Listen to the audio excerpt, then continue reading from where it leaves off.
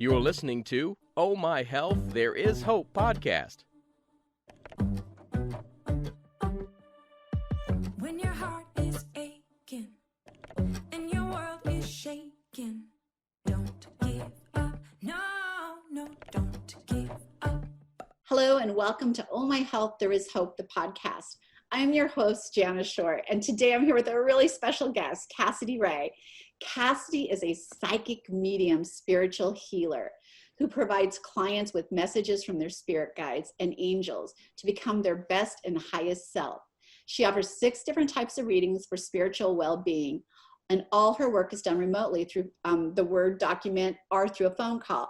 And by the way, first of all, welcome to the show, Cassidy. And don't let me forget, after you share your story of hope, why it is so easy to do these things when you're in a different location, right? Doing remotely.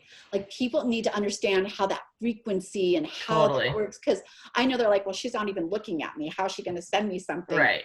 I'm telling you, how do you know when your child's doing something and you're not in the room and you just know, like, hey, they're not. How do you know what an apple looks like without seeing an apple? Exactly. So, Cassidy, one of the first things we do when everyone comes on the show is we ask you to share a story of hope. Do you want to share your story of hope? Yeah. So my story of hope is kind of just also going to be the intro to how I got where I am right now. So it kind of fits in perfectly. But so, hi, I'm Cassidy Rey. Just turned 26. My story of hope is back in November 2020, so about 10 months ago. This television station that I was working at in Beverly Hills, I was doing sales assistant work. Wasn't ever doing readings for other people. I just knew I had these gifts my whole life, didn't really utilize them. And when I was working at this station, we lost funding. And so we didn't get paid for an entire month. Keep in mind, I was 25 at the time, living in LA.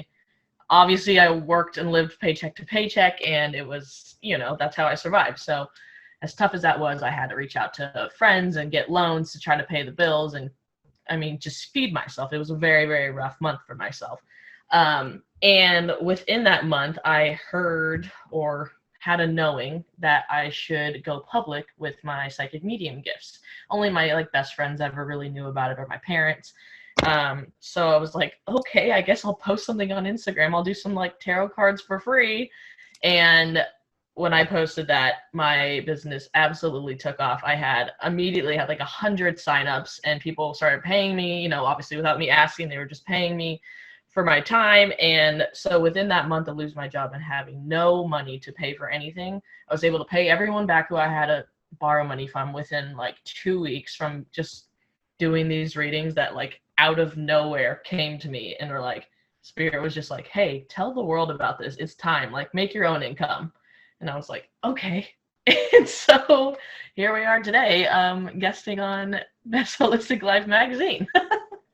People are probably wondering how psychic abilities or being a medium or having intuitiveness or being an empath, how those relate to holistic health, right? For those of you who are listening, for me, holistic means whole, right? There should be a W in front of that word. It's whole. It means your spirituality, your what you're feeding your body, what you're breathing in, your environment, the energy and frequencies around you. It's everything. It's the whole enchilada. And tapping into your spiritual side is a really powerful tool to help you with your health, help you with relationships, with your mindset. And so I don't want you to miss out on that thinking it's foo-foo, weird, or I come from a long line of Catholics.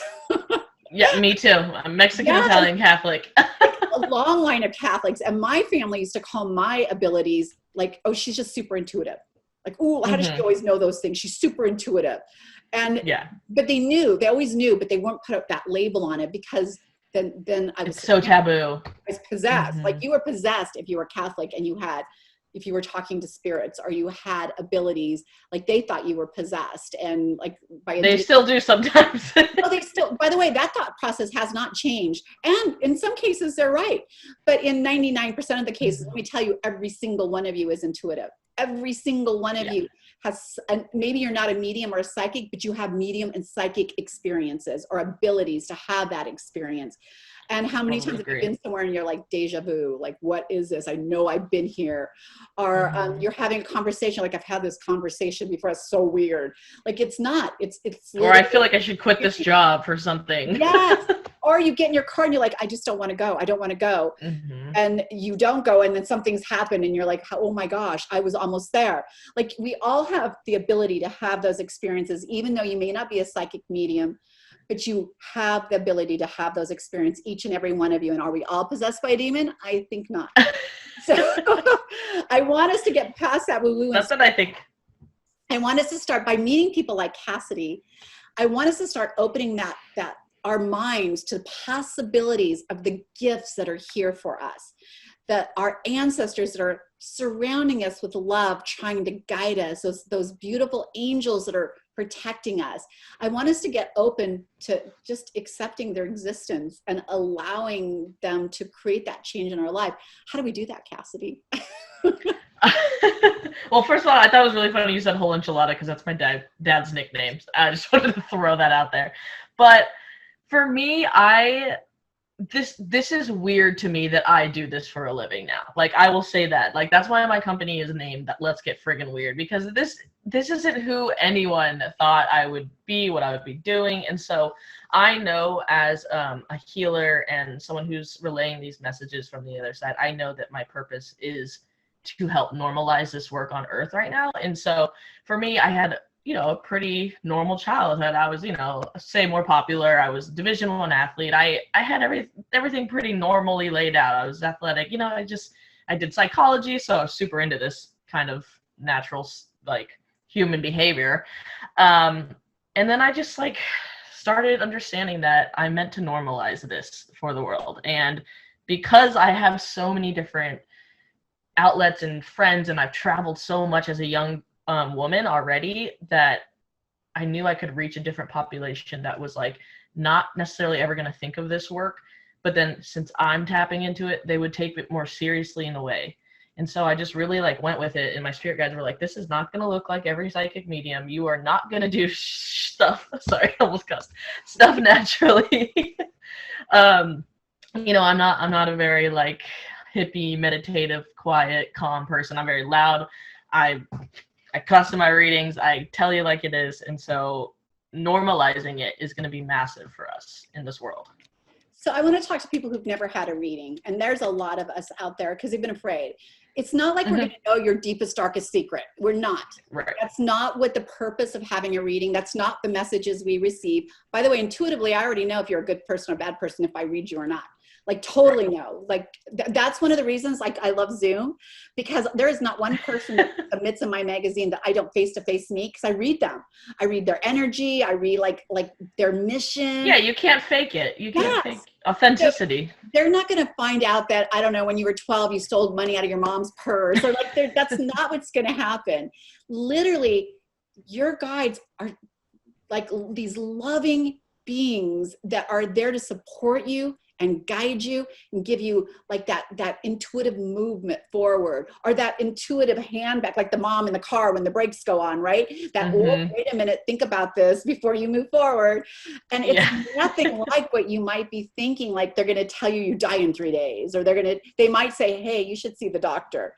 My guides are— People do get so scared that you're just going to tell them their deepest, darkest secrets that they don't know. And yes, does trauma get brought up, or does a feeling of unhealed trauma that you need to tackle, maybe if I'm doing a reading surrounding your love life, if I'm like, listen, like, there's some things from your past that you have not gotten over or worked through that you need to do to progress to find this person. Yes, like, we'll say that, but there's no specific, like, this is going to happen in 3 days and something's going to fall on you. And I don't think that ever happens, because it's that's love and light. I mean, this is our journey. It's not our guide's job to tell us when it's over. It's not our guide's job to tell us, like, how we should conduct ourselves. They just give us that prompting, right? To move. That's just remind us to be in the present. Yes, exactly. So tell us, like, when we were talking and reading your intro, and one of the things you say is you're a spiritual healer. And if you are not healing spiritually, it doesn't matter. Everything else is a Band-Aid. You got to go from inside out. and to You have heal to. all the heals, right? And one of the things I talk about all the time on the show of Oh My Health, There Is Hope, is that I was sick for a really long time because there was something inside me that had to be healed, and it was festering and creating a not healthy space. And when I figured that out and started creating a healthier space and fixing that anger and hatred that I was carrying around, life changed, my health changed, everything changed. So when That's where that word holistic comes in. Exactly. When you start talking about spiritual healing as a psychic medium, what does that look like for someone who comes to you? To me, when I just say spiritual healer, it just means, obviously, you know, a lot of people come to me when things aren't great in their life. Obviously, you're not going to kind of reach out for help if like everything's going amazing and you don't feel like you need any direction. And so to me, it's like,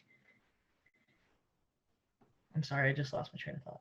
You were telling me what Can you repeat your question? You were telling me what spiritual healing looks like to you, like what that is. Okay.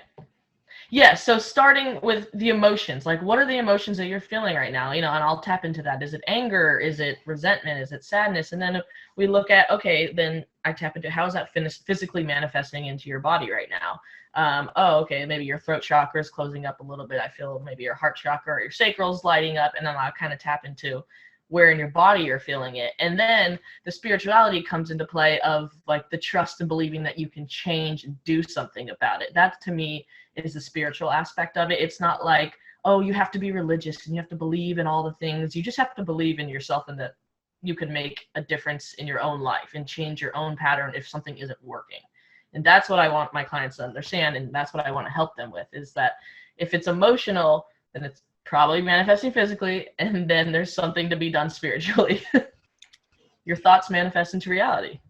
100% they do. Like thoughts do become things, I'm telling you. Yeah. The truth.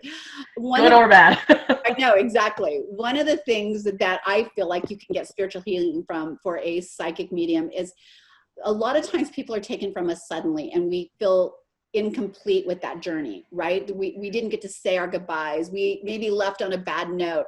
Here's the thing. Once they transport themselves to the next phase, they don't carry any of that with them.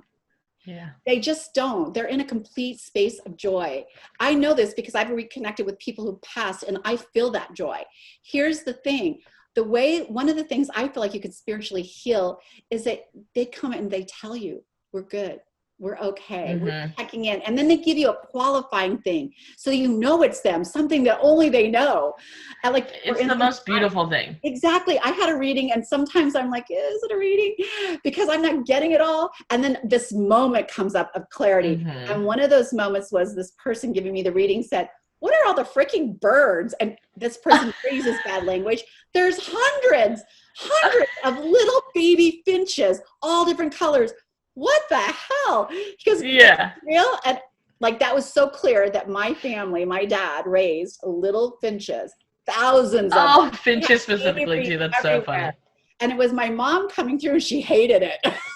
She hated it because they were She's laughing. like, sure, this memory, I hate it. but who would know? How would this person know this? Right? I mean, you get the craziest things. I was doing a reading for someone who lost a friend. It was a tragedy. I mean, it was an accident, but he was hit by a car, and so it was pretty tragic. And during the reading, it was his message was like, he was a boy talking to a boy, so he was like, "Say cool hat, bro," and I was like, okay. I was like, your friend wants me to say cool hat, bro. And he was like, no way. I just bought a hat yesterday for him that like had a bird that symbolized like what his nickname was, holding a cigarette or something like that. And I was just like, or at one time I was like, okay, why am I seeing a frog on a sweatshirt? And this girl was like, I have my dad's sweatshirt that has a frog on it. And I was like, okay, well, it's so random, the validation we get. And so here's the other thing. This is a question I get all the time. Why are my ancestors still hanging around? Like, why haven't they moved on? Here's the thing. They have moved on, even though they're hanging around. There are people who get stuck for sure. But just because they've moved on doesn't mean that energy isn't still here around you. But how would you explain that to someone if they're like, why are my ancestors still here? Like, I have ancestors I never met because they're ancestors. And they're still supporting me, giving me like knowledge that they've had and experiences they have to help me on my journey. So why to me It's like a soul family. You can't get rid of your soul family. It's karmic lessons they're helping you overcome, ancestral karma. It's all sorts of things that like you almost need their guidance to get there, because I mean, yes, they cross over to the other side, and like you said, some people do get a little bit stuck and need a bit of a push. Maybe young children or lost souls, you could say, but for the most part, like they are fully transitioned, joyous, and it's all love and light, but they still know that we need them as well. Sometimes, I mean, I'm completely content with whoever in my life has passed, but I still receive daily messages from them. But I know some people are searching for a healing message, if they lose a child. That's one of the hardest readings to do, I think. But part of it's to help us heal, and I think part of it's to help us learn our karmic lessons, to continue to be our best and highest self, to just become who we're meant to be, and to help heal ancestral trauma. If throughout your whole life your mom had this trauma that manifested into your life, and then you carry that into your child, into your child, and your child, they want to break the cycle. That's the point. So that brings me to another funny topic when it comes to psychic mediums. There are people out there that I call them psychic junkies, and they will travel to see psychics from one to the next, to the next, to the next, because they have a trauma that's so deep and they cannot move forward. And that scares me. It makes me relying on it. Yes, because you can't live with the dead. You just can't. The dead can live with us, but right. We cannot be in their space. We're not meant to be. If we were supposed to be with them, we would. We will be with them again, but it's so hard. You can't live with the dead. And so I don't mind getting a reading. I don't mind getting 2 readings, but when you can't let go and you have to that's your way of speaking with them on a regular basis, that's not healthy for you. So how do you, I know you've had to have dealt with some people like that. How do you help them let their loved one be in their new reality while you finish yours? The main example I think of is just doing readings for parents who lose children. I think that's one of the hardest ones to let go of, or I don't even know if let go is the right term, but to me, it's not necessarily what I do, but it's what they tell their parents, so they try their best to help their parents heal with the messages. A lot of the messages I get are channeled sentences. That's why I type everything out. I do audio messages now, not written documents. That changed. But I do type everything out because I hear full-on sentences. And so what they relay to you, it's always so beautiful. Like, you can't get caught up in the why or the how I died. It does not matter. They don't care how they died on the other side. They really don't. It's what's done is done. It's us who have to heal on earth and deal with these human emotions that they want us to help us with. And that's all it is. It's just me relaying that message of how can mom not be so depressed where she can't get out of bed today. And maybe it's not today, but in 2 months, in a year, how can we do this instead of searching, going through all these mediums and psychics, or trying to channel it yourself and feeling so disappointed that you're not connecting? How can you live your day, each life, just one little thing to make sure that you're still living? Because then that person's life is just kind of gone to waste, because then you're just stuck on them not being there, but they want you to live. Right. They are so full of love. They do not want you with them until it's your time. So full and of they love. want you to experience all of the amazing things that life has to offer you.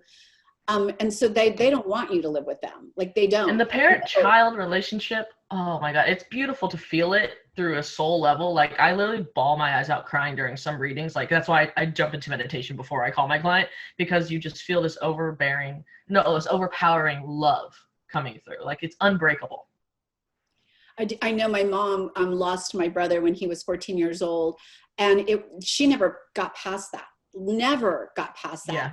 She became a different person. She had more children after that. She had 2 more daughters who she never was able to love, because if she kept them at arm's reach, kept them away, if something happened to them, she would never experience that pain again, right? So she wasn't the same mom I grew up with that was hugging and loving, and it was definitely a different. Didn't want to get too close. No, but I kind of get that. I totally get, I've never lost a child, but I also know what's on the other side. I don't know exactly what's on the other side, but I know. We have a pretty good idea. Yes, I know that it's a love space, a joy space. And I do know that the minute we're born, we're dying. The minute we're born, we're dying. Yeah. And what our time frame is different, it's just what it is. And what you and I were just talking about, Cassidy, before we started recording, is that I always say, because I get readings and I always tell people like, it's for entertainment purposes only. It's not that I don't believe in it. It's just that I know that I can change whatever you just told me. I know that I can change. We have the power to change the outcomes, which is why these beautiful guides are around us. They're helping us create that change, to change whatever ancestral healing we have to go through, to learn more so that we can come and guide our generations that are coming after us. So like, there's a reason for that. What would you tell people who are coming to you looking for advice from their ancestors? Like, how do you help them move that along? Because again, it can be changed. What they should tell you could change tomorrow because of one thing you've done or one thing you took from it, and you've already started creating that change. I always try to tell my clients, because some of my readings I offer a present and a future tense. So I'll tap into what's feeling in the present, and then more emotion based, and then what emotion might carry on into the future. And the reason that I only include future sometimes is because they really need to hear it in the present to actually make that shift. So if it's like, you're struggling with this depression, this might carry on here if you're not going to take tangible action to actually do something about it in the present. That's why I'll highlight it in the future, because I also tell my clients, you have complete free will. So everything I'm telling you right now, you can choose to not take any advice and completely keep living how you are living and see where it goes. And if nothing's changing, then something needs to be shifted. But for me, it's just trusting that your situation isn't permanent. Nothing's permanent. I think everything in this world is temporary. And so you have the ability to change your own future, to change your own thoughts. I mean, even if the darkest level of life, rock bottom that you're in, I mean, I went from literally scrambling to feed myself. I was eating top ramen. I was really struggling to pay bills. And then Spirit told me to tell everyone I was a medium. And here I am. So it's like, I didn't think I was going to do this for a career. It's hope, I feel like, is the main word I'm looking for. It's just holding on to hope that there is a greater purpose for you to be here. Well, there's a perfect example of your journey opening up doors for you. And when I say that, I feel like all of us have those abilities or those opportunities to create psychic or medium moments or have those experiences. I really mean it. Having said that, not everybody should be, even though I know that I'm a psychic medium, I know I'm an intuitive and empath, I know that it's not my job to be passing messages along. That's not why I'm doing this gift. And once we know what our gift is for, like you had that aha moment through the journey that you took, that this is what my gift is for. I know that that's not what my gift is. I love that point you just made. So yeah, I think that it's super important that you all understand that our gifts are given to us on whatever scale they're on. Like I've met really powerful psychic mediums and then baby psychic mediums, right? That like it's not that they're wrong. They're just opening the doors to that. And so for me, I knew from the very beginning when I was 16 years old, what my gifts were and what they were supposed to be for. And so I was always grateful to know that. And you are figuring it out now, like by this journey and listening to that intuitive voice that this is what I'm supposed to be doing. And the minute you start getting blessed from something you know you're supposed to be doing, you know you're in the right space. Yeah. I tell my clients a lot because, I mean, yeah, like you said, not everyone's meant to be a healer, but we all have this psychic medium abilities within us. And so, if you are passionate about finance and that is your jam and you just want to be the best financial advisor you can be, you can tap into your intuition and be the best you can be for that job. If you love art, you tap into your creativity and your inner feminine side and like this right brain energy from you. So it's like we all have this. It's just you could just channel it to your everyday life. You don't have to be a psychic medium. And I think that's like really important when I have a lot of people who come to me about career troubles and what they should be doing. And I'm like, your soul's purpose, whatever your passion is different from your soul purpose, but you put the two together and then you kind of just use them as a tool. I love that. I think it's super funny because every time I've had a reading and they've talked like my success or business, it's always like, you're killing, you're crushing it, you're doing da, da, da, da, da. But I always knew why. I lived in my passion. I lived in my purpose. And when I thought that is when not only was it always a struggle, but I never could achieve what I wanted to achieve because that wasn't what I was supposed to be doing. And right. Oh my gosh. I leaned into the universe's message and started doing what I'm supposed to be doing. Everything opened up. And even when I hit a roadblock, wasn't a big deal, right? It was like, no big deal. The amount of jobs I have hopped around to from when I was legally allowed to work till 26, I mean, so many jobs that I would love it for a month, and then it'd be like 3 months later, and I'm like, this isn't serving me any purpose. I want to help. So then I went to my master's for clinical mental health, and then I got into that, and I realized, oh, this is too, I just don't like the structure that we have in the US that much. So I was like, I need to help people in a different way. But same idea. I want to be like that therapist kind of vibe, but how can I do this in a different context? And so that's when I was like, well, I have these gifts and I already want to be a therapist or some sort of therapist. So let me just tap in to see how I can do this in a different context without all the rules and regulations. You know, Cassidy, when you talk about healing, I think about every person I've ever seen get a reading. Every person, 100%. The one thing that is consistently true with every single one, the energy that they have when they walk away from it, like they can't stop talking about it, telling their friends about it. They're like, their energy level and joy, just like, oh my gosh, then she told me this. I love that, like, click, that aha. Yes. It's like in every single part. I've never had anyone walk away like, wow, the heck that was. Like, yeah, like that sucked to just get insight. Even when they're like, I didn't understand half of what she said, but she said this, right? And I got it. Yeah. Thing we don't. Or things resonate later. Yes. I tell people your reading, you may not open those doors for a year. And all of a sudden you'll be like, oh, now it makes sense, right? And so like, totally you have to. I had someone tell me, oh, this person smoked. It was someone who passed that I had not known. And I'm like, no, he didn't. Yeah, no, I smell it. Like, are you sure? No, never smoked. And then when I was done with it, but here's the thing, when you're getting a reading, don't say no. Say, oh, don't recall that. But let me investigate it. Because if you keep saying no while this person's trying to give you a message, you're going to be like, they're going to keep yeah, I'm done. They're not even listening. That cigarette smell is funny, though. You're like, I don't even smoke. Why are you bringing this to me? Exactly. And so I go to my husband because it was his father. And I said, your dad didn't smoke, right? He goes, oh, yeah, like a chimney. I'm like, what? Are you kidding me? So like these things open up to you later, and it could be like a year down the road where all of a sudden you're like, oh, now I get it. This is it. That's why I love to audio record my messages now. I love the Word documents because that's how I started. And for me, writing and channeling was easier. And then now I can kind of just drop into this meditative state and then speak through it. I'm going to work on live channeling eventually. But for now, I kind of have to do my thing alone. But this is why I like to give audio recordings to my clients, because they can listen over, or they choose not to listen until like 6 months down the road. I've had a client who was like, I didn't even touch your reading for 6 months. Everything you said was true, or came true, or whatever it was. And I was like, I mean, divine timing, that's a thing. So whenever it feels right, but if something resonates in a month and you're like, wait, I think I heard something about this in the reading, go back and you listen to it. Yep. That's why I love that. I love it too when you can do that, because a lot of psychics won't do that. They don't want you recording. They don't want you, like they say, take notes. I never understood that. I don't understand it either, because honestly, it's like anything else. Our brains are beautiful, but they can only take in so much. Right? And we're still processing the first thing, and he's on to the sixth thing, or she's on to the sixth thing. And you're like, and it's conscious and subconscious levels. Exactly. And it's past, present, future. Like it's so much. So I think that it's amazing that you do that. Let's talk about who we're sending to you. If they're a baby, like they're a baby at this, and they're like, oh, I want to dip my toe, and I want to know more about, like, how do I do better? How do I start healing this hurt, this anger, this grief? How do I start healing that? What is the first step for them?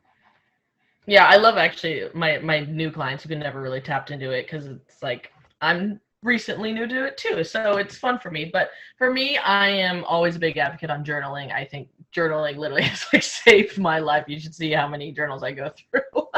But journaling, I mean, even just writing, whether it's gratitude would be like the most basic one, but you can journal your higher self. You can journal your guides. You can tap into those things just on your own.